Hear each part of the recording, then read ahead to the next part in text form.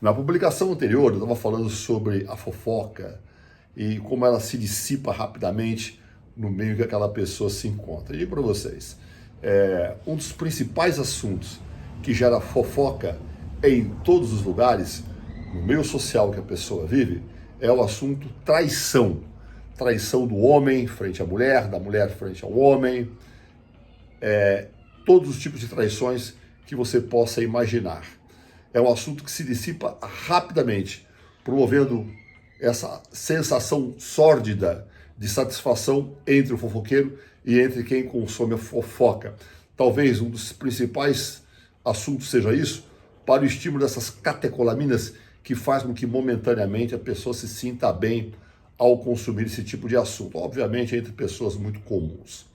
Às vezes esse assunto ele é pertinente, envolve o meio social em que aquela pessoa vive, e às vezes é de uma natureza especulativa tão grande que ultrapassa a bolha em que aquela pessoa vive e acaba indo parar em outras bolhas, né? Que você sai de uma, sempre tem outra. Agora, por que esse assunto traição causa tanto interesse entre as pessoas? São dois pontos antagonistas: a traição e o medo de ser traído. Este é um assunto que causa repercussão e alguns problemas, tais como tristeza, angústia, depressão, até incidentes mais violentos, como incidentes de agressividade e até crimes chamados crimes passionais, como nós bem sabemos, não é mesmo? Pois bem, à luz da zoologia, o que envolve este assunto e por que as pessoas têm tanto receio, ou por que as pessoas se interessam tanto por esse assunto? Primeiro, é a questão da fofoca, como inclusive eu mencionei na postagem anterior, e as reações químicas promovidas por ela.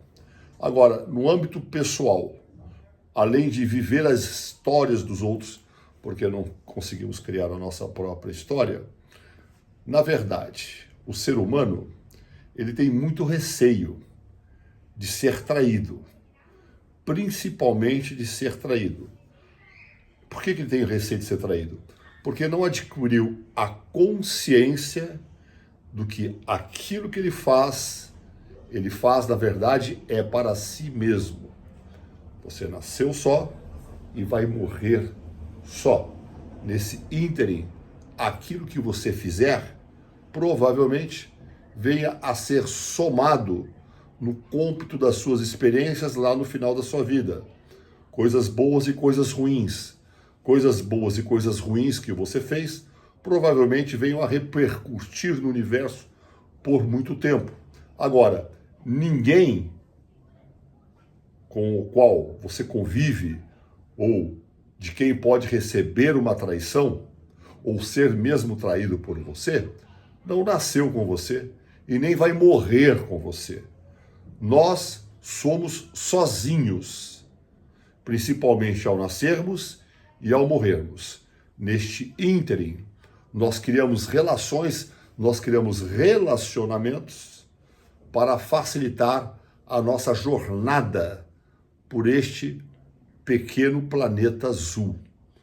É um planeta no qual você vai somar experiências boas e experiências ruins.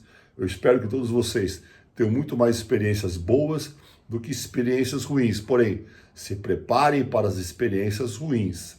A pessoa tem muito receio das experiências ruins, mas de repente são essas que vão fazer com que você se torne, através do desafio, pessoas mais doutas, pessoas mais autoconscientes, pessoas mais aptas a conviver em sociedade e somar para si próprio boas experiências para o resto aí, quem sabe, aí, da sua eternidade, não é mesmo? Agora vamos lá.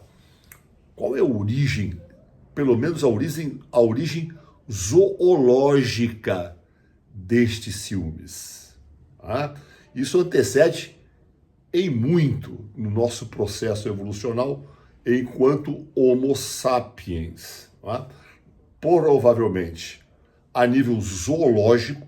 É lógico, existe uma série de outras questões de ordem psicológica e individuais, mas a nível zoológico, ou pelo menos pela análise de alguns cientistas que observam o nosso comportamento e dos animais em condições naturais, consegue observar que o grande medo do homem é, de repente, ter que desprender energia do seu trabalho, das suas conquistas, dos seus esforços para criar um ser que não carregue o seu código genético.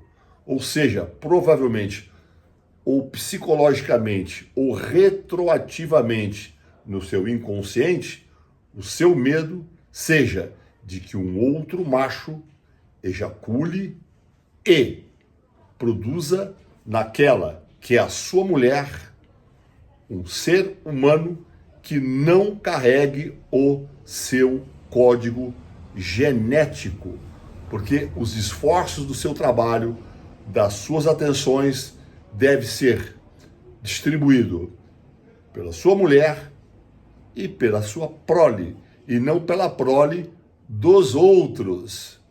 Dá para entender? Provavelmente a origem deste grande ciúmes, aí lá por parte da mulher. Qual é o ciúmes, pelo menos a nível zoológico, que faz com que as mulheres tenham muitos ciúmes dos homens, não é?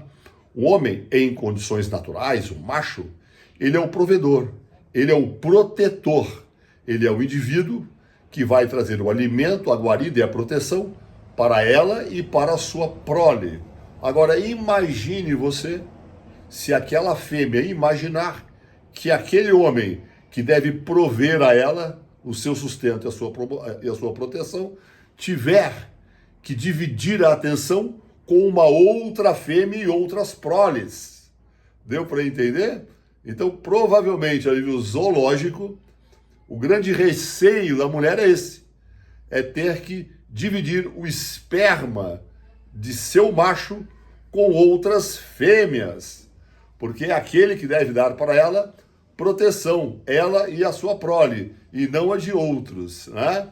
Ou seja, quanto mais nós compreendemos a nossa natureza zoológica, mais nós compreendermos que nós vivemos sós e nos associamos aos outros seres humanos para dinamizar e facilitar a nossa existência nesse planeta, nós passamos a sermos mais responsáveis por nós mesmos, sem termos que nos preocupar tanto com a vida dos outros e aquilo que eles estão fazendo. Agora, se são pessoas de boa formação moral, se tem um ótimo acordo entre eles, entre o casal, fechou o acordo, vamos viver assim, ótimo, cumpra esse acordo. Não cumpriu esse acordo, existem as consequências. Agora, nada como conhecimento. Em zoologia, em antropologia e em psicologia, para que você, antes de mais nada, seja mais resolvido e sofra menos, né? Com relação aos fofoqueiros de plantão, eu vou dizer uma coisa para vocês. Vocês têm um cagaço do cacete, tá? De serem chifrados, de serem traídos, né? Medo do fracasso, da pobreza, da miséria, e ficam o tempo inteiro se escondendo atrás de histórias das outras pessoas, fazendo chacota, criticando. É aquela história, a pessoa senta em cima do próprio rabo e fica apontando para a vida dos outros. Então, vou fazer o seguinte, meus amigos, cuidem mais da própria vida, do próprio cotidiano, evolua. E um macete interessante para vocês aqui, hein?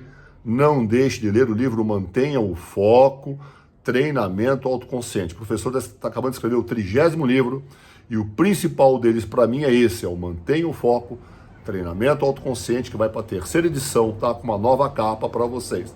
Garanto que vai ajudar muito a vocês a buscarem o equilíbrio, o autoconhecimento, o desenvolvimento da autoconsciência. Forte abraço para todos vocês.